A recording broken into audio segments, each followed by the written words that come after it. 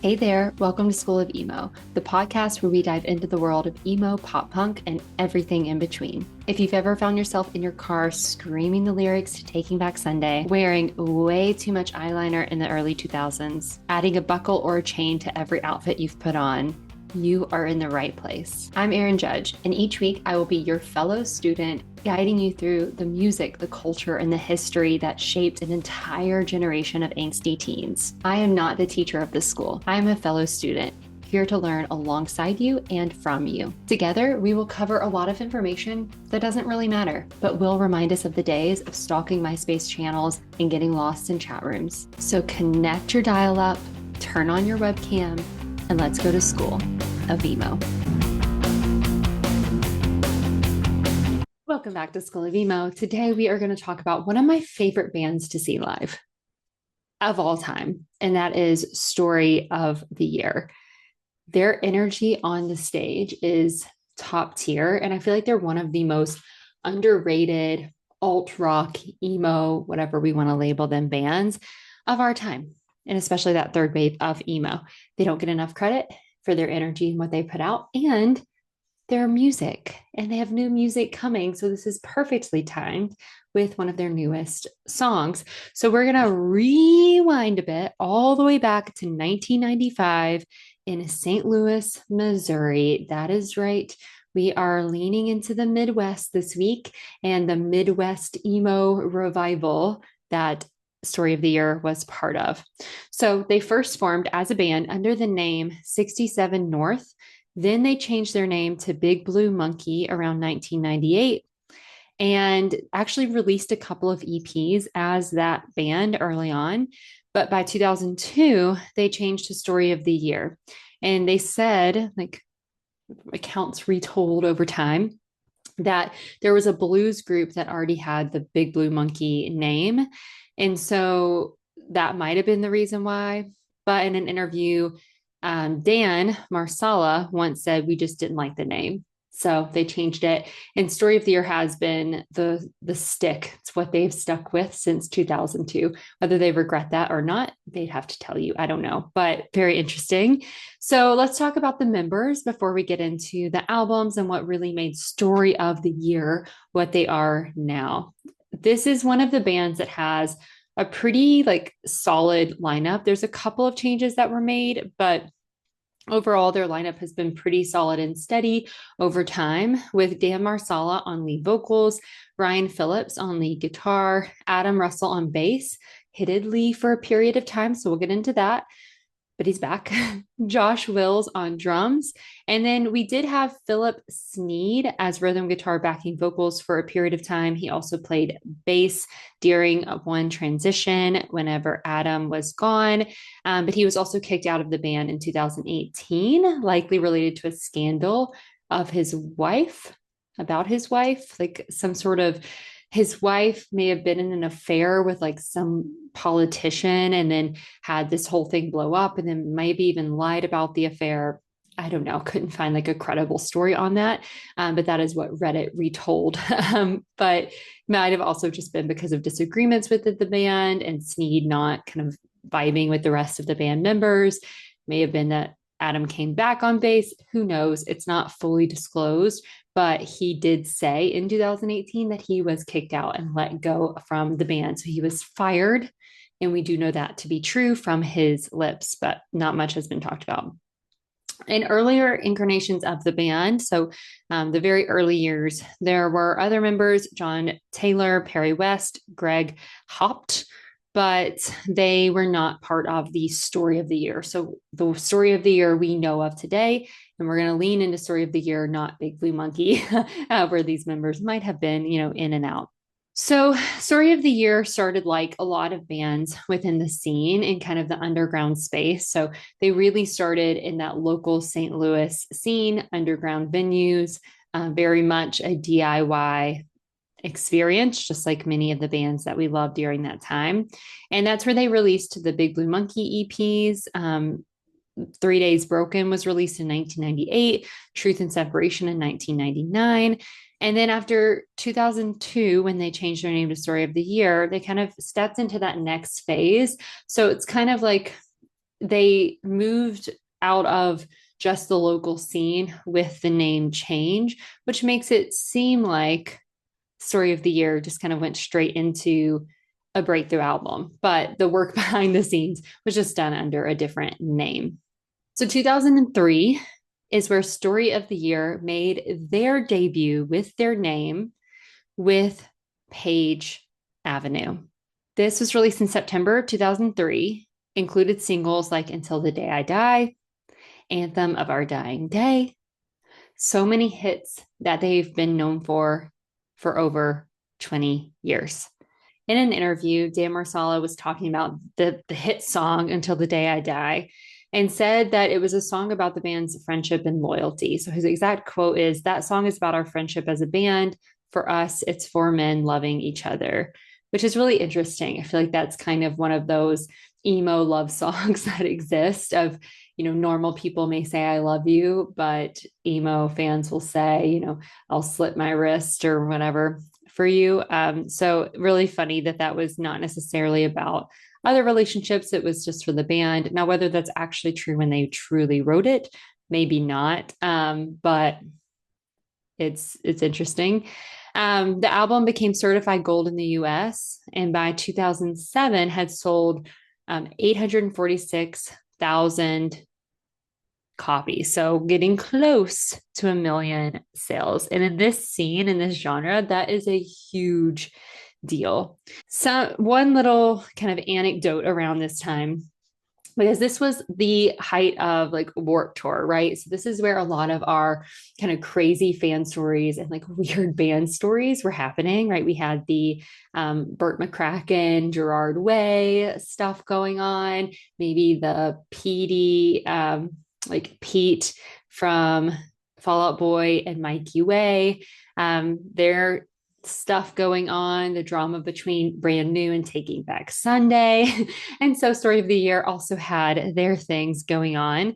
And one recount is that during the Page Avenue touring cycle, apparently the band got into a scuffle with the roadies of Godsmack at a radio show May 2004.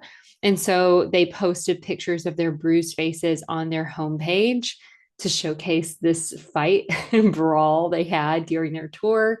What was also interesting is that they kind of had a feud with Yellow Card and the Ocean, because the Ocean Avenue for Yellow Card released the same year. So we have Page Avenue, Ocean Avenue, so competing. And the bands were competing for chart spots, also kind of competing at like the festivals, Warped Tour, things like that. They talked about that.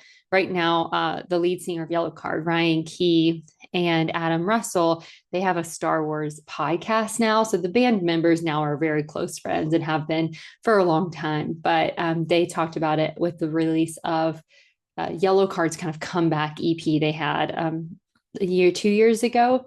They had some of the Story of the Year guys on for the release of that, and they were recounting this feud that they had once had over these albums, which is really interesting and something that was kind of coming up, especially in the fan spaces around that time, the MySpace, the chat rooms of like what people were talking about that the band was involved in.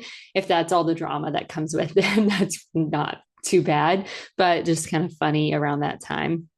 So, with looking back at this album and why it helped kind of launch them into a solid space within the scene, is that it captured that early 2000s post-hardcore emo punk crossover sound that was so defining of that third wave and that beginning of the third wave. It had the big hooks, the screaming and melodic vocals kind of mixed together, lots of energy, and on a stage it performed really well. There was also anthems within each song that the crowd could join in on and sing, which made a huge difference with, again, Warped Tour and all the different spaces that fans were able to experience the music. It became that gateway record for Story of the Year and still remains their top record with some of their top songs even today. They toured hard behind this album, which again is very specific to that time. The bands that made it through that DIY underground scene during this part of time, we were getting MTV, we were getting access to the internet, MySpace was a thing. So there was a lot of opportunities for bands to reach new fan bases. But one of the best ways to make money and continue to build on that fandom was through touring. Warped Tour was that way. It was very strenuous for an entire summer. Bands talk about that all the time of how they barely were able to make any money, if not any at all, during that time. It was literally just about exposure, getting out there, which paid off for a lot of bands. But touring outside of that was the same way. You had to get out, live on buses, be in all the different spaces you could. And because this was still part of the scene, play in these smaller venues throughout the entire US and beyond. So the band really leaned into that, and they were able to kind of lock in their fan base based on their sound, kind of their unique energy that they brought behind the band, which I think also has led to this album being so, I guess, iconic in the scene. Looking at some of the lyrics, I'm not going to get into until the day I die. Like, we all know it. One of my favorite songs, as we've been on the anniversary tour for this album, listened to this album so many times. One of my favorites currently is Swallow the Knife. So let's get into it. So our open wounds will bleed until our veins run dry. Now we have to take this thorn and tear it from our side. Agitated at the fault line, still agreed to disagree. You're connected to the heart, but tonight will set you free. So swallow the knife, carve the way for your pride. Now our hands are tied, the problems lie within. So we pray for the night to start over again. Even now, as I write this down, all pretensions disappear. Now our impulses will bite at the ankles of our fear. So swallow the knife, carve the way for your pride.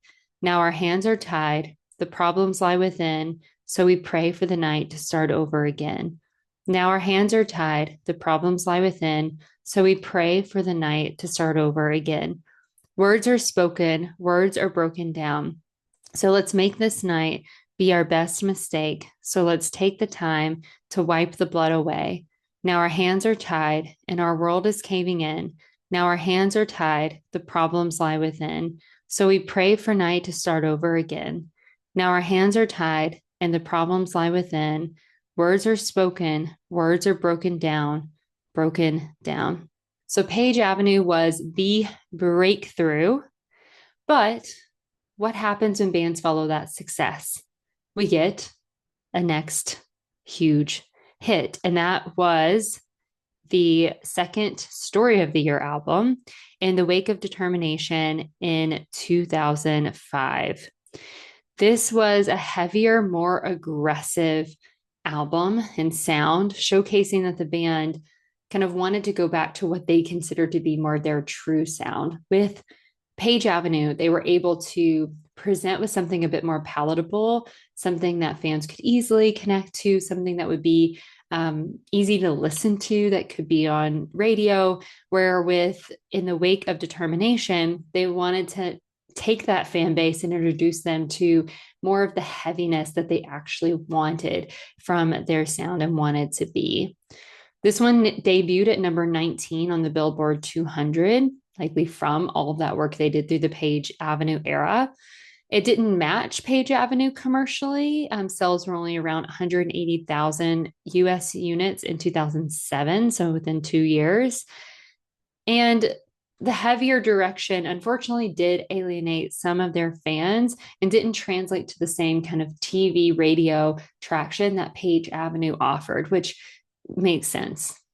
Again, this isn't new if you've looked at any of the bands in the scene during this time and what was actually popular and what was trending and gaining traction around that time. But they did lean into who they were and use all of that work and that platform they had built through Page Avenue to showcase kind of a sound that they really wanted to be known for, which was more of that kind of post metal, like post hardcore side. So more aggressive guitars were more shouted. There were harder drums, less of that pure kind of sing-along chorus, anthemic, lyricism. The themes tilt more toward frustration and maybe a darker introspection than what we saw for Page Avenue. So one of my favorite songs of this album is Take Me Back. So looking at those lyrics. Do you still remember back when the days were longer? Our dreams were bigger then. The weight of the world had not landed on the shoulders of a man. I thought that time stood still, sheltered, protected. They never told me that this would end or the leaves would fall again. So take me back, back to better days, because this time between has wasted me away. Take me back where we were not afraid, because this time between has wasted me away. There was a day when this world went to war and didn't bat an eye. Real life in the movies felt the same to me, and I never questioned why. I know the difference now between fact and fiction, but I've come to find that I've grown bitter in just 24 short years. So take me back, back to better days, because this time between has wasted me away. Take me back where we were not afraid, because this time between has wasted me away. Wasted me away. So now we're running blind into the light. We fall behind. We're running and wasting away with time. So take me back, back to better days, because this time between has wasted me away. Take me back where we were not afraid, because this time between has wasted me away. Take me back. So looking back at a lot of bands in the scene at this time, the second album is, or the album at least after the big breakthrough album, right, is usually the most crucial. And for Story of the Year, this showcased that they were not just one thing. They were multi-layered, they were multifaceted. And while they may not deliver the exact commercial success every single time, they were going to give fans something new, and they were going to create something for a variety of fans within the entire scene and alternative space. And that push towards variety and creativity and trying new things continued with their third and their fourth albums. So we have The Black Swan in 2008 and then The Constant in 2010. So looking at The Black Swan, this actually marked more of a return to some of that more melodic, kind of slower territory than their second album, but still kept a bit of a heavier edge to it. And some of the themes were still a little bit darker. For this record, they did actually sign to Epitaph Records. So they were with Maverick before. Now they were with a new record label. And they got decent traction with their breakthrough single, Wake Up, because of their album or their label's kind of push and the direction that they were taking them in. This was regarded as a strong album and had more success commercially compared to that second album, even if it didn't reach the same levels as Page Avenue.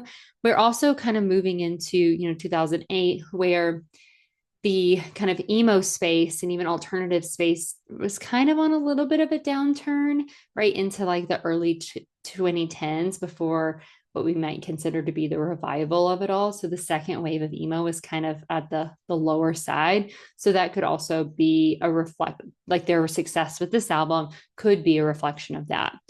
With The Black Swan, this album has grown on me over time for sure. It's one of my favorites. I think if you like Page Avenue, you're going to like Black Swan because they have some similarities. It's just like a darker Page Avenue. But one song I really love is called The Antidote. So those lyrics. Now the damage has been done, and this machine has begun on a path of destruction.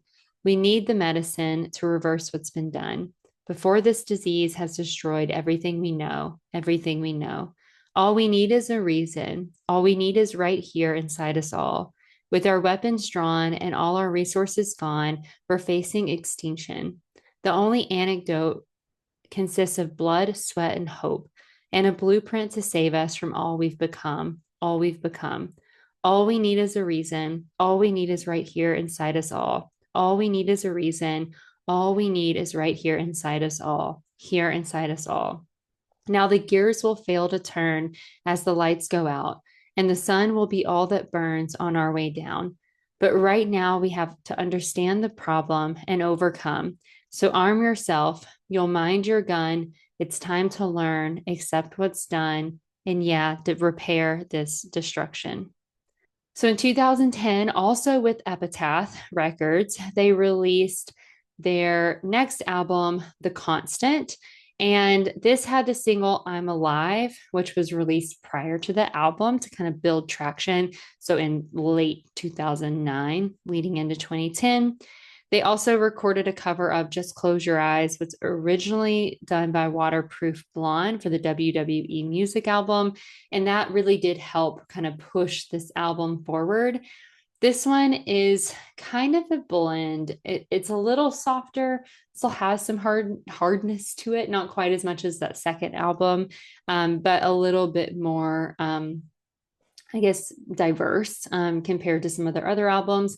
I would say this one definitely had less commercial success than the first, second, and third albums, but also released right at that time where this style of music was just not gaining the same amount of traction in 2010. It's like barely getting there. I feel like the bands that were more pop heavy we're getting there, like theatrical we're getting there, and so Story of the Year was not necessarily within that space, so that might have also reflected the creation of this album but also the success of it. This album did bring us a song though that I really love called I'm Alive. So those lyrics: in the night I sit alone, lifeless to the world I know, faith lost long ago in this graveyard. I'm calling home, carved into the stone, a diary of broken bones and words I should have known. But this grave's too deep to ever make it up. I'd do anything, anything just to feel like I could reach the ground. I'd do anything, anything now to spread these wings somehow. I scream these words so loud, but they never make a sound. I'm alive, but I'm barely breathing now. So place my heart under the ground, lay me down. I'm alive, but I'm barely breathing now. So tread my lungs into the ground, lay me down. In the night I sit alone, the stars rain on the world below, beg me to explode. Because these dreams I keep are nowhere to be found. I'd do anything, anything just to stop this wave from pressing down. I'd do anything, anything now to spread these wings somehow. I scream these words so loud, but they never make a sound. I'm alive, but I'm barely breathing now. So place my heart under the ground, lay me down. I'm alive, but I'm barely breathing now. So tread my lungs into the ground, lay me down. Deep enough so that I'll never feel again. From beneath an enchant's and breaking scale, I'm giving in. All the promise of smiles and happiness, that's a dream I'm not willing to admit. I'm not ready yet to face regret. No, I'm not ready yet. I'm not ready yet.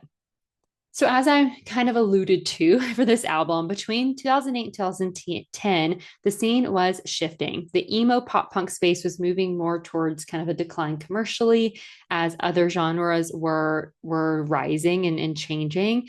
And so the Story of the Year was kind of navigating that changing terrain within the scene and like really specifically within the scene. The Black Swan gives an impression of what the band was trying to do to stay relevant, more polished, leaning into that melodic strength that did so well with Page Avenue. The Constant was viewed as kind of the last like classic era album before they took a hiatus and a break. And then there was in 2013 14 time a goodbye show in St. Louis. So they did a tour, kind of ended in February 2014 with this kind of goodbye break show. And they described it as sort of like a farewell show that caught a lot of fans by surprise. And then they went into their break. So they took a break from full-time touring. And it's not that they were completely quitting as a band. They weren't breaking up or like quitting, but they were going to take a break from touring. So during that break was that 2013 tour where they were celebrating the 10-year anniversary of Page Avenue. And then that 2014 kind of farewell show was kind of capping off this tour. So they had already slowed down their touring. They were kind of already taking a break, celebrated that 10-year anniversary, took a more specific like goodbye break, but they never really said they were never coming back. So it was meant to just be a little bit of a break. And then in 2017, they kind of surprised everyone a little bit by releasing their next album, Wolves. Now, this was done instead of just supported by a label. This was kind of back to the DIY roots where they used a crowdfunding campaign to finance it.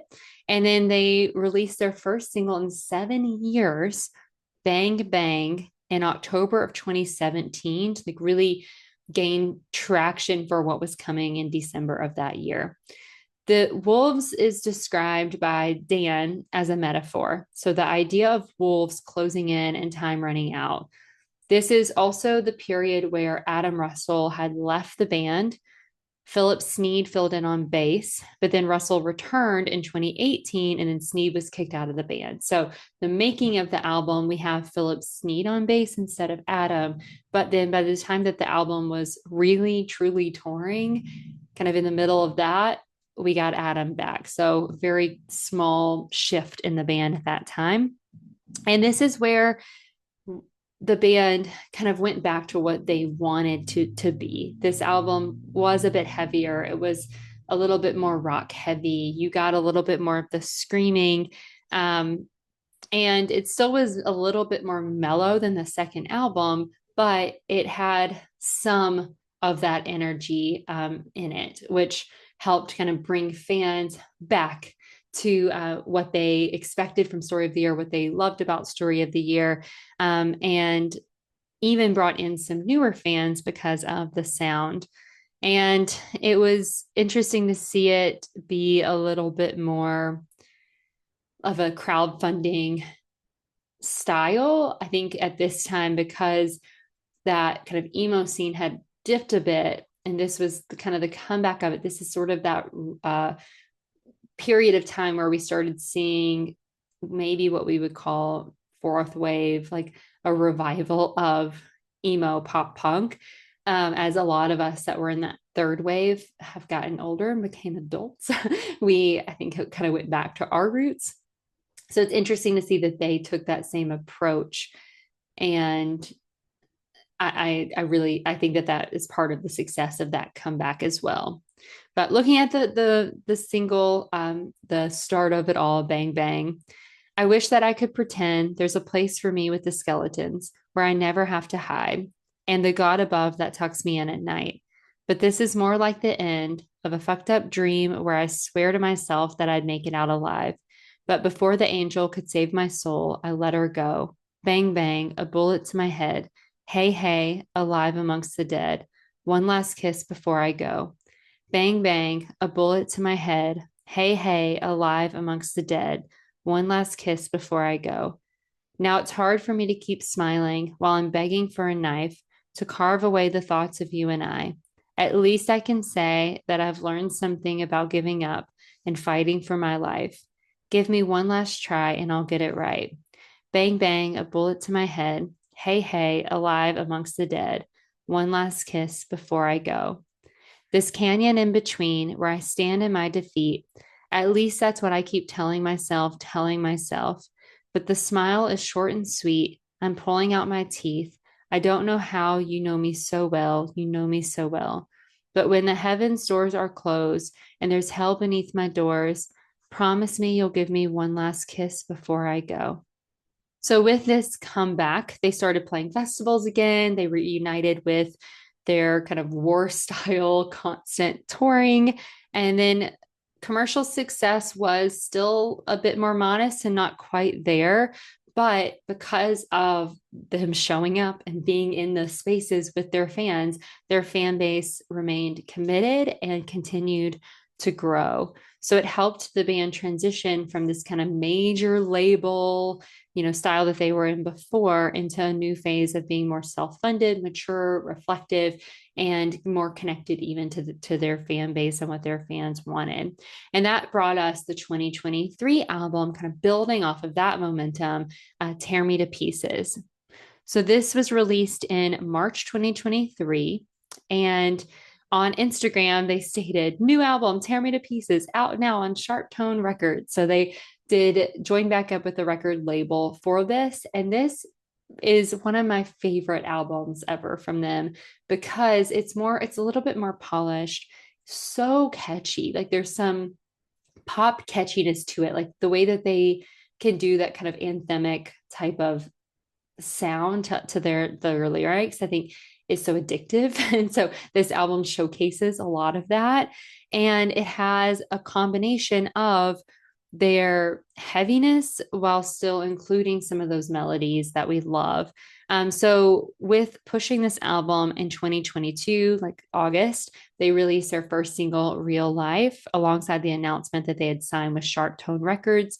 And then they revealed new tour dates, and they toured all through 2025, even into this year, 2026. They're touring. They were with The Used on their tour for a little bit. They've been on pretty much every festival lineup, showcasing, yes, the older music, but also showcasing Tear Me to Pieces. So, one of the songs I love from this album is War.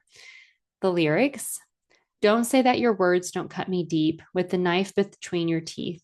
You just smile and watch me bleed. But this won't take your pain away at all. You cut me open, leave me broken just to feel alive. You let me suffer, can't recover. Was it all a lie? This won't take your pain away at all. The higher the wall, the harder you fall. Did you get what you came here for? Did you come to start a war? This game will kill you in your sleep. Did you get what you came here for? Did you come to start a war? So cold like the armor on your chest, put the barrel to my neck. While you're wishing me the best, but this won't take your pain away at all. The higher the wall, the harder you fall. Did you get what you came here for? Did you come to start a war? This game will kill you in your sleep. Did you get what you came here for? Did you think you'd take it all? This game will kill you in your sleep. Did you get what you came here for? Did you come to start a war? Get up. The higher the wall, the harder you fall. So they did not stop there. They've been touring, and they just recently released their newest single for their upcoming album, Arson, which will be released February 13th, 2026. There's apparently 11 songs on it, and that will be their 7th studio album. But they started with the single Gasoline, which is a very different sound for this era. I think it still matches a bit of what we got with Tear Me to Pieces, and even some of the visuals. Like, it's a little brighter. But the Gasoline is like, it has that hardcore sound and melodic sound kind of crossover. So yes, there are screams. There's also kind of a difference to the melody. I feel like there's a lot more layers to the sound itself with the use of electronics, I guess, or I don't know, like keyboard styles. Like, there's different beats kind of mixed throughout, bass versus just like instrumental sound. I don't know the correct words for that. But I find that really interesting. And it is catchy, and it's catchy in a different way, but still feels very hard. It's so interesting. And I think highlights Dan Marsala's voice very, very well. And even that feels even more like well produced. Like, I'm so excited to see this one live. They already released a music video, which is kind of leaning in. A lot of bands are doing this, kind of that nostalgia of like a, 90s, even late 80s, like heist movie kind of thing. There's a lot of murder in it. But they are not really singing. They're just kind of playing these characters. Again, we're seeing a lot of bands do that, kind of go back to that, leaning into nostalgia, because a lot of their fan base is also leaning into nostalgia. So it makes me curious what the rest of the album is going to be about, and how, like, what themes we'll see. It seems like it's going to be pretty dark.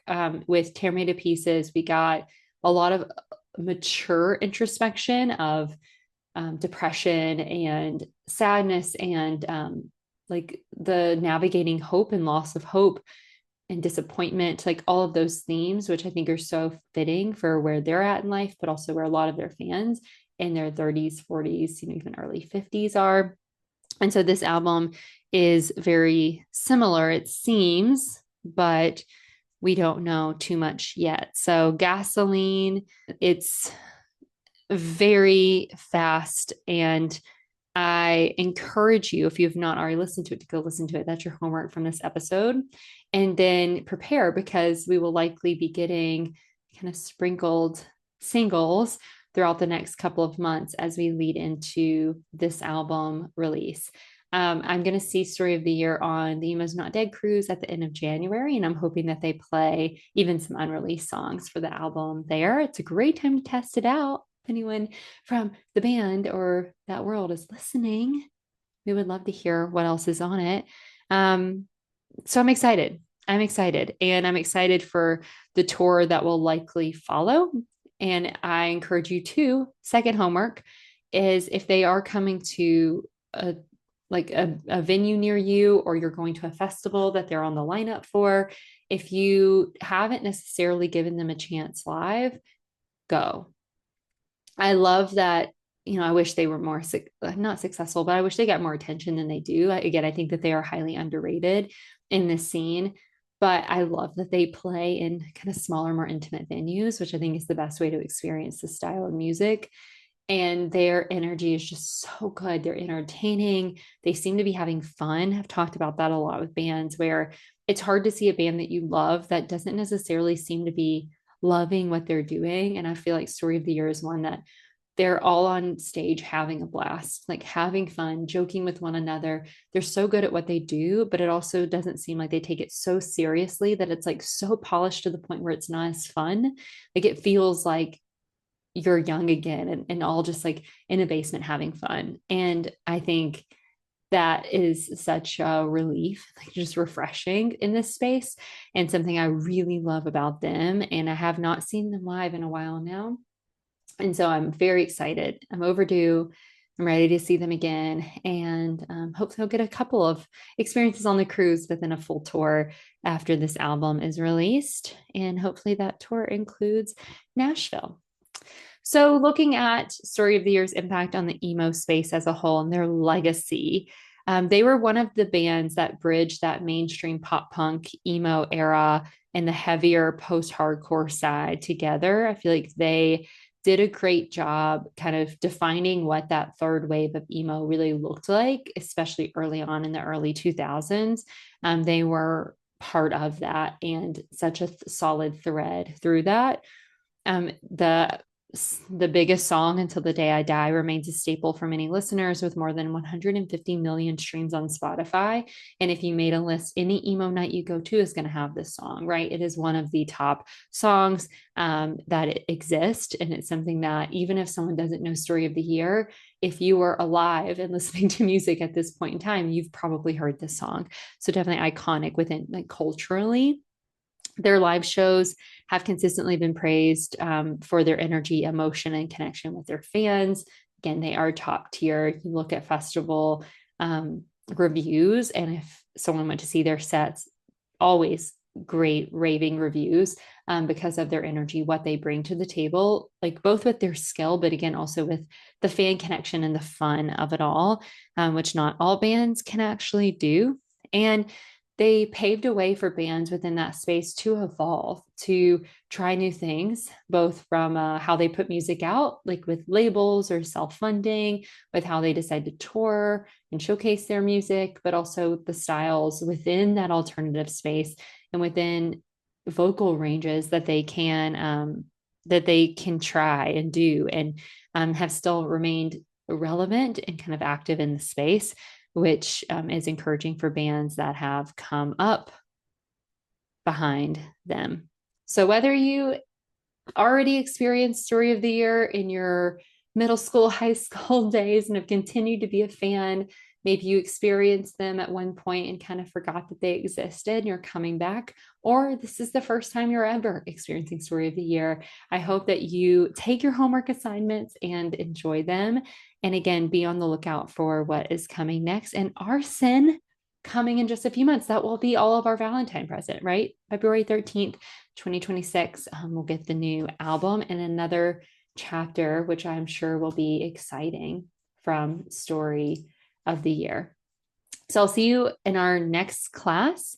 And part of our next class, well, it may not be available yet. We'll see. Eventually, next week, as I'm filming this, I am going to Hayley Williams' release party here in Nashville, an ego night for her new album, Solo, which is emo still emo if a band or an artist releases a slightly different genre, but it is extremely emo. So I'll be sharing that, not as a full episode, but part of another episode. But we're going to continue the breakdown of bands that are going to be on the Emos Not Dead cruise. I'm also going to see the Used again this weekend. So I'll put that into maybe next week's episode or the next or somewhere in there. But we're going to continue with Senses Fail as our next band deep dive, which will be a new deep dive for me, a band that I'm actually not as like familiar with as a fan. And so I'm very excited to learn more myself, share that with you, and then we all can go into it together. So go do your homework and I'll see you in our next class.